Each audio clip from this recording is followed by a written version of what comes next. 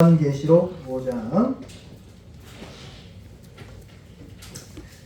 요한계시록 5장 그렇게 길지 않으니까요. 1절에서 14절. 요한계시록 5장 1절에서 14절입니다. 맨 끝에 있는 성경이죠. 요한계시록 5장 1절에서 14절. 계시록 5장 1절에서 14절 보겠습니다. 요한계시록 5장 개라고 되어 있고요. 맨 끝에 책이 있습니다. 빨간색. 요한계시록 5장 1절에서 14절. 요한계시록 5장 1절에서 14절. 같이 읽죠. 시작. 내가 보매 보좌에 앉으신 이의 오른손에 두루마리가 있으니 안팎으로 썩고 7인으로 봉하였더라. 또 보매 힘 있는 천사가 큰 음성으로 외치기를 누가 그 두루마리를 펴며 그 인을 떼기에 합당하냐 하나. 하늘 위에나 땅 위에나 땅 아래에 능히 그 두루마리를 펴거나 보거나 할 자가 없더라. 그 두루마리를 펴거나 보거나 하기에 합당한 자가 보이지 아니하기로 내가 크게 울었더니 장로 중에 한 사람이 내게 말하되 울지 말라. 유대 지파의 사자 다윗의 뿌리가 이겼으니 그 두루마리와 그 7인을 떼시리라 하더라. 내가 또 보니 보좌와 내 생물과 장로들 사이에 한 어린 양이 서 있는데 일찍이 죽임을 당한 것 같더라. 그에게 7뿔과 7눈이 있으니 이 눈들은 온 땅에 보내심을 받은 하나님의 7영이더라. 그 어린 양이 나와서 보좌에 앉으신 이의 오른손에서 두루마리를 취하시니라. 그 두루마리를 취하심에 내 생물과 24 장로들이 그 어린 양 앞에 엎드려 각각 검은 고와 향이 가득한 금대접을 가졌으니 이 향은 성도의 기도들이라. 그들이 새 노래를 불러 이르되 두루마리를 가지시고 그 인봉을 떼기에 합당하시도다. 일찍이 죽임을 당하사 각 족속과 방언과 백성과 나라 가운데에서 사람들을 피로 사서 하나님께 드리시고 그들로 우리 하나님 앞에서 나라와 제사장들을 삼으셨으니 그들이 땅에서 왕노릇 하리로다 하더라. 내가 또 보고 들으매 보좌와 생물들과 장로들을 둘러선 많은 천사의 음성이 있으니 그 수가 만만이요 천천이라. 큰 음성으로 이르되 죽임을 당하신 어린 양은 능력과 부와 지혜와 힘과 존귀와 영광과 찬송을 받으시기에 합당하도다 하더라. 또 내가 또 들으니 하늘 위에와 땅 위에와 땅 아래와 바다 위에와 또 그 가운데 모든 피조물이 이르되 보좌에 앉으신 이와 어린 양에게 찬송과 존귀와 영광과 권능을 세세토록 돌릴지어다 하니 내 생물이 이르되 아멘 하고 장로들은 엎드려 경배하더라. 아멘. 요한계시록이 모두 이제 21장까지 이렇게 22장까지 이렇게 있는데 이 5장이 요한계시록의 핵심입니다. 보통들 요한계시록 설교하는 분들이 두 부류가 있어요. 성경적이고 좀 안전한 교회는 어떤 걸 설교하냐면 계시록 1장부터 3장까지만 딱 설교하고 딱 끝내버리세요. 네, 그건 이제 안전한 분들이세요. 보통들 안전하지 않은 분들은 어떤 분들이에요? 왔다 갔다 하시죠. 안전했다가 아니었다가 안전 안 했다가 안전했다가. 그래서 본인들도 종말론에 대해서 설명할 때 왔다 갔다 하세요. 지난주 설교 때는 전천년식으로 이제 세대주의적인 전천년이죠. 여러분 아실지 모르겠지만 그러니까 시대별로 이제 7시대가 있는데 그 세대 7세대마다 이제 하나님이 구원의 역사를 바꿨다는 거예요. 그래서 이제 구약 때는 모세 율법을 지켜야 구원받았고 신약 때는 예수님을 믿어야 구원받았다.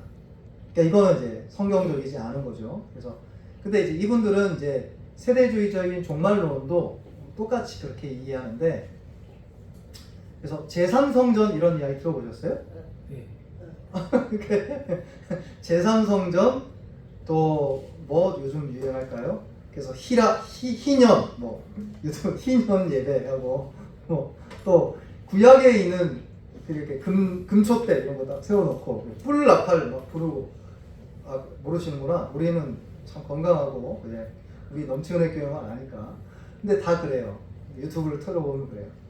근데 이제 사실은 그 이해가 성경적인 이해기보다는 이제 전천년주의의 입장에 있는 분들이 종말론을 그렇게 이해합니다. 그래서 7년 대환란이 있고 이제 옛날에 휴거라는 이제 영화도 있었고 소설도 있었잖아요. 근데 그걸 영향을 많이 받은 목사님들이 이제 성경을 그렇게 이제 해석해서 풀어다 보니까 그런 오해가 있는 것 같습니다. 사실 이 이야기를 하려고 하는 건 아니고 계시록의 핵심은 뭐냐면, 그래서 이제 약간 안전했다가 안전하지 않았다는 목사님들은 6장부터 인, 나팔, 대접 이 설교하다가 그 나중에는 이제 천년왕국 이게 뭐냐, 적그리스도가 누구냐. 그래서 더 나가면 우리 때는 뭐였죠? 이제 칩. 저희 청년 때는 칩 있죠. 그 마트 가면 그 찍는 거예요. 바코드. 바코드가 666이었다. 지금은 좀 이따 칩으로 바뀌었어요. 칩이 또 바뀌었더라고요. 그래서 조금 요즘은 또 뭔지 모르겠지만 뭐 있대요. 근데 그렇게 해석하는 걸로 쭉 몰아갑니다. 근데 요한계시록은 거기에 초점이 있는 게 아니고 이제 5장, 오늘 읽은 말씀에 초점이 있습니다. 5장 우리 4절에서 5절 이게 핵심인데요. 같이 읽죠. 시작. 그 두루마리를 펴거나 보거나 하기에 합당한 자가 보이지 아니하기로 내가 크게 울었더니 장로 중에 한 사람이 내게 말하되 울지 말라. 유대 지파의 사자 다윗의 뿌리가 잊었으니 그 두루마리와 그 일곱 인을 떼시리라 하더라. 아멘. 여기 일곱인 재판, 일곱인 심판, 또 나팔 심판, 대적 재앙, 이게 이제 예고되고 있는 거죠. 근데 그 두루마리를 떼고 일곱인 역사의 운행 과정에 주관자가 되실 분이 누구냐라는 것이죠. 근데 그걸 주관할 분이 없는 거예요. 이 여기 있는 장로 중에 한 사람이 내게 말하되. 그래서 운 거예요. 사도 요한이. 역사를 주관할 분이 없는 거예요. 근데 그분이 누구세요? 5절에 따라합시다. 유다 지파의 사자. 따라합시다. 예수님이 역사를 주관하십니다. 할렐루야. 그래서 걱정하지 마십시오. 걱정하지 말기를 축복합니다. 앞날을 우리 자녀들이 앞날을 걱정하지 마시고, 여러분의 건강 걱정하지 마시고, 예수님이 책임지시고 일곱인, 일곱 대접, 일곱 나팔 대접에 따라서 세상을 심판하시고 성도는 구원한다가 이제 요한계시록의 핵심입니다. 근데 이제 여기서 제가 이야기를 하려는 건 아닌데 5장에 보면 일단의 무리들이 나오는데 성경은 이분들을 성도들이라고 표현합니다. 8절 여러분이 좀 읽어주시겠어요? 시작. 그 두루마리를 취하심에 내 생물과 이 14장로들이 그 어린 양 앞에 엎드려 각각 검은고와 향이 가득한 금 대접을 가졌으니 이 향은 성도의 기도들이라. 아멘. 이 성도들이 기도하는 장면을 이제 이야기를 하고 있는데, 물론 이제 그거에 대한 자세히 설명을 할 수는 없지만 이분들이 성도들인데 이분들이 어디 있냐면요, 이분들이 이미 천국에 있는 거예요. 그래서 여기 9절에 있는 그들이 새 노래를 불러 이르되 라고는 이 찬양 있죠. 이 찬양 우리 찬송가도 있잖아요. 그 능력과 멜로디는 기억나는데 가사가 기억 안 나네. 어쨌든 이 구절 가지고 딴 거거든요. 복음서. 두루마리를 가지시고 그 인봉이 떼기에 합당하도다. 일주기 죽음을 당하사 각 족속과 바원과 백성과 나라 가운데서 사람들을 피로 사서 하나님께 드리시고. 그러니까 이런 찬양이 어디서 드려지냐면 천상에서 드려진다라는 겁니다. 이 이야기를 왜 하냐면, 따라합시다. 교회는 천상교회와 지상교회가 있습니다. 천상교회랑 지상교회가 있는 거예요. 천상교회는 어떤 곳이에요? 완전한 곳입니다. 교인들끼리 싸우는 거 없어요. 성도들하고 싸우면 무섭습니다. 성도들하고 싸우면 이게 뭐가 걸렸는지 모르겠지만 성도들하고 싸우면 아주 무섭습니다. 근데 천국 가면 그런 일 없어요. 서로 이렇게 회의하다가 얼굴 붉히는 일도 없고, 또 밥 먹다가 또 얼굴 붉히는 일도 없고, 여기는 평안하죠. 근데 여기서 이분들이 뭘 하고 있습니까? 예배하고 있다가 초점인 것입니다. 그래서 교회는 참 독특한데요. 이 천상적인 특징을 그대로 갖고 있고 또 동시에 이 땅에서의 연약함의 특징도 그대로 갖고 있어요. 그래서 이곳에서는 요한계시록 5장에 있는 천상교회는 전투하거나 씨름하거나 영적 전투하거나 인내할 필요가 없습니다. 여기는 이미 완성됐기 때문에 그렇죠. 이분들이 누구죠? 네, 여러분의 부모님들. 천국까지 뭐 이정희 원사님 같은 분이 지금 이제 천상에서 지금 찬양하고 있죠. 의식을 갖고. 참 놀라운 거죠. 놀라운 거죠. 저는 직접 배우지 못했지만 박윤서 목사님 같은 분이 천국에서 이제 지금 찬양하고 있으시겠죠. 제 청년부 때 이름이 독특한 분이에요. 그러니까 중국 분인가 성이 제시가 있어요. 제 이름이 제환제. 처음 들어보시죠? 네. 김성지 목사님하고 저하고 청년부 선배셨어요. 근데 그분이 IT 쪽에 이제 관심이 있으셔서 IT 선교를 관심이 있으셨어요. 믿음이 좋으신 분인데, 그분이 이제 중국에 IT 교육을 하러 갔다가 이제 중국이 이렇게 지금처럼 막 성장하지 않을 때요. 옛날에 2000년도 초반이었던 것 같은데 갔다가 본인이 숙소에 화재가 나가지고 화재로 이제 본인이 천국 가셨어요. 이분이 돌아가셨어요. 근데 그 소식을 저희는 청년부를 통해서 들었는데 너무 큰 충격이었죠. 근데 그때 제가 기억나요. 그 환재 형이, 그 환재 천국에 계시겠죠? 제가 신학 가겠다 하니까 환재 형이 저를 쓱 보시더니 야 너무 좋겠다고. 나도 사실은 목회하고 싶은 마음이 좀 있었는데 난 아무래도 목회는 아니고 직장생활 열심히 하는 게 맞을 것 같아서 용감하게 목회 길은 못 가지만 너를 진짜 축복한다. 네 길에 하나님의 축복이 있을 거야. 저는 이제 배경이 통합교단이거든요. 제가 이제 그러니까 엊그제 제가 한 목사님이 진해라고 했잖아요. 그분이 이제 여기 수원 오산 양문교회라고 있어요. 저희 노회에 장로님도 아마 노회 가시고 그 김성우 목사님이라는 분인데 그분이 2대 목사세요. 이제 올해가 5년째래요. 5년째. 그래서 저한테도 이제 몇 분한테 이제 코치도 해주시고 하셨는데 근데 그 목사님이 진해래요. 진해. 근데 저랑 좀 비슷한 게 그래서 진성규를 아는 거예요. 진해는 이제 그분이 이제 진해에 20살까지 사셨으니까 진성규 배우 잘 모르시죠? 인기 이렇게. 근데 저한테 갑자기 진성규를 성규가 거기 있던데 그랬더니 학교 다닐 때 같은 친구였습니다. 걔가 나를 기억할지 모르겠어요. 그러면서 이제 이런 이야기 하다가 어떤 이야기를 했냐면 본인도 통합교단이라는 거예요. 그 통합교단에서 제가 합신 올 때 어떤 일이 있었냐면 청년부 담당 부목사님이 원서를 쓰셔야 되거든요. 이제 여러분 중에 누가 신학을 하겠다면 담임 목사한테 가서 목사님 좀 원서를 써주세요. 이렇게 쓰는 게 있어요. 근데 이 부목사님이 안 써주는 거예요. 왜 안 써주냐? 합신 같은 그런 작은 학교는 가면 안 된다는 거예요. 너 목회 망한다는 거예요. 근데 그분은 이제 장신대 출신이니까 이제 오리지널리티죠. 이게 나는 장신대 나와가지고 이 통합교단 장자교단에 그런데 너 이 녀석 그러니까 제가 그때 순장이 있거든요. 그러니까 리더였고 그러니까 목사님이 저를 좋아한 것만큼 미움이 큰 거예요. 그러니까 얘가 신학하겠다는 걸 얼추 들었는데 원서를 어디 써놓느냐 이게 목사님한테 요청을 합심 가겠습니다 하니까 목사님 그때 제 그 눈빛을 아직도 기억해요. 제가 얼마나 상처를 받았던지 한 달인가 2달을 안 써주셨어요. 와 진짜 바짝바짝 타는 거예요. 제가 신학교 가야 되는데 방법이 없거든요. 못 가요 그러면. 근데 그거를 이제 담임 목사님이 나중에 아시게 된 거예요. 큰 교회니까. 담임 목사님은 또 합심을 좋아하세요. 왜냐면 박윤선 목사님을 아시거든요. 박 목사님 주석을 늘 이으시고 그분은 보수적인 목사님이셔서 부흥사시고 하니까 합신을 좋아하셨는데 이 청년부 담당 목사님은 지금 경주에서 목회하세요. 근데 이제 그 목사님은 안 써주셔요. 그런 똥통한 학교 가면 안 된다는 거예요.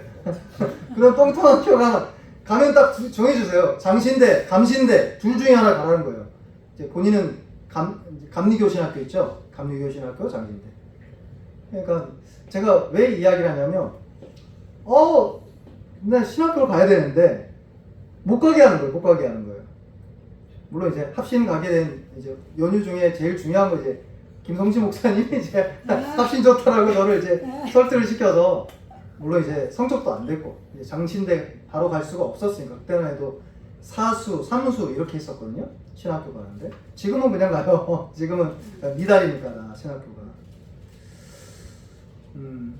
그러니까 사실 그 이야기를 그 목사님도 그랬대요. 본인도 통합 측에 있다가 합신 올 때 그렇게 힘들었대요. 그러니까 지금도 힘들겠지만, 근데 목사님하고 저하고 비슷한 게 많다는 거죠. 제가 왜 이 이야기를 하냐면, 교회는 굉장히 독특합니다. 그러니까 인간적인 요소도 있지만 영적인 요소가 있어요. 근데 그 영적인 요소는 요한계시록 5장을 보면 되는데 5장에 있는 요소는 우리가 이제 지금 신앙생활하는 곳에서는 잘 안 나타나죠. 왜냐하면 이런 승리가 아직 우리에게 주어져 있지 않기 때문에 그렇습니다. 따라합시다. 인내하면 승리는 내 것이다. 승리가 온다라는 거예요.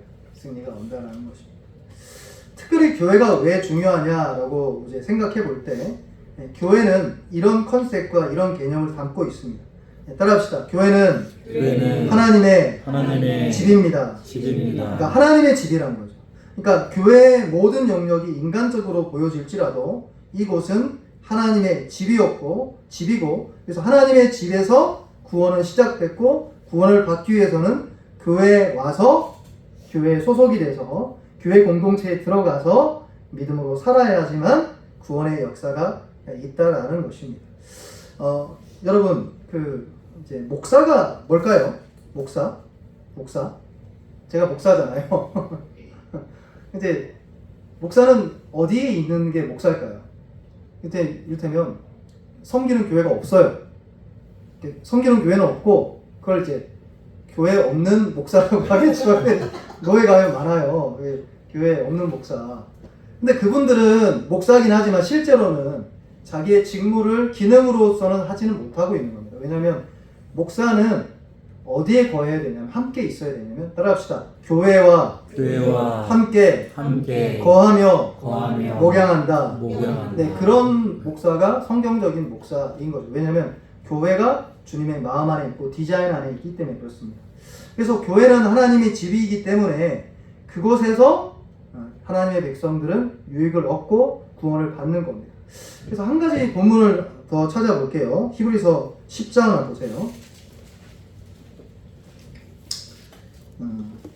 제가 송구영신 예배 때도 잠깐 언급했는데요. 10장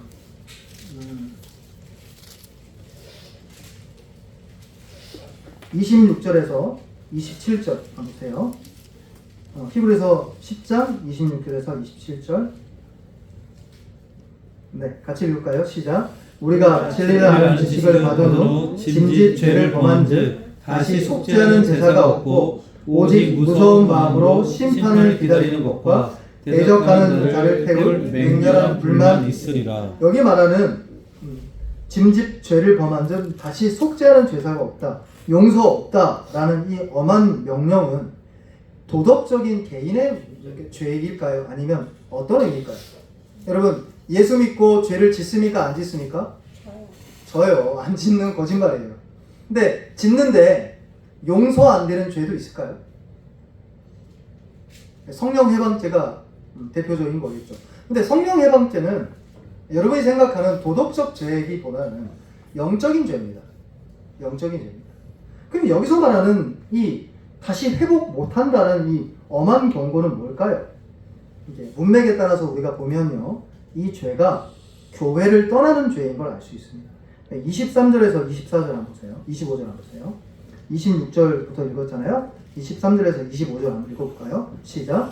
또 약속하신 이는 기쁘시니 우리가 믿는 도리의 소망을 움직이지 말며 굳게 잡고 서로 돌아봐 사랑과 선행을 격려하며 모의를 대하는 어떤 사람들의 습관과 같이 하지 말고 오직 권하여 그날이 가까움을 볼수록 더욱 우리하다. 요약합니다. 아까 요한계시록 5장 천상에 있는 승리한 교회입니다.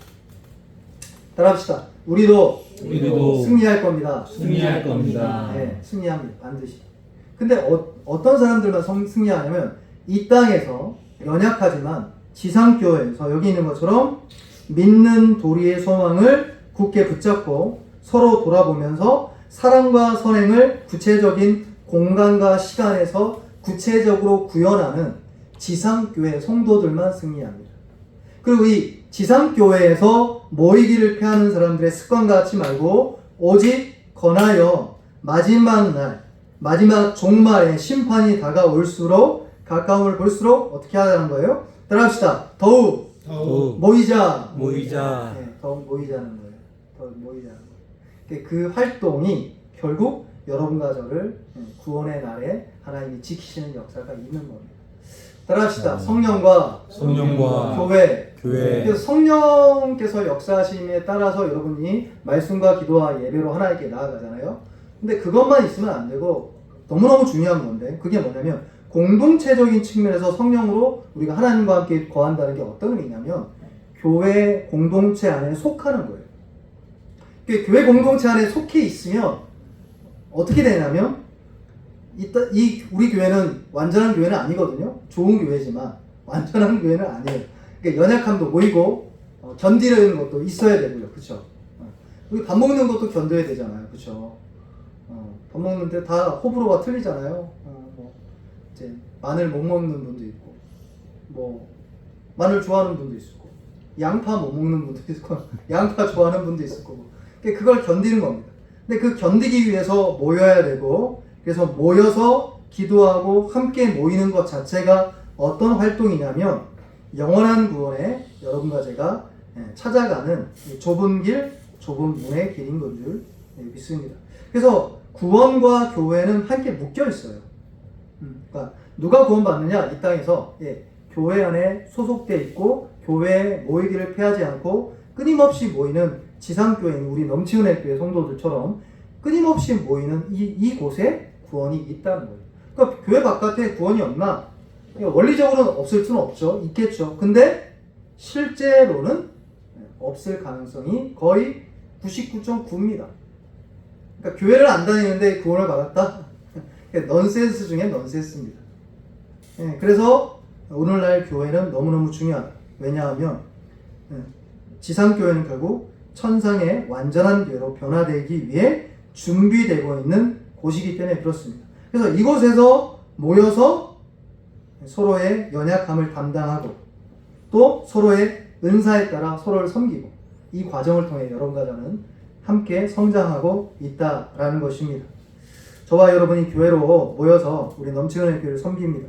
그런 영광스러운 교회로 사랑과 선행을 격려하며 서로 또 위로하고 그런 공동체로 세워지길 예수님의 이름으로 축복합니다.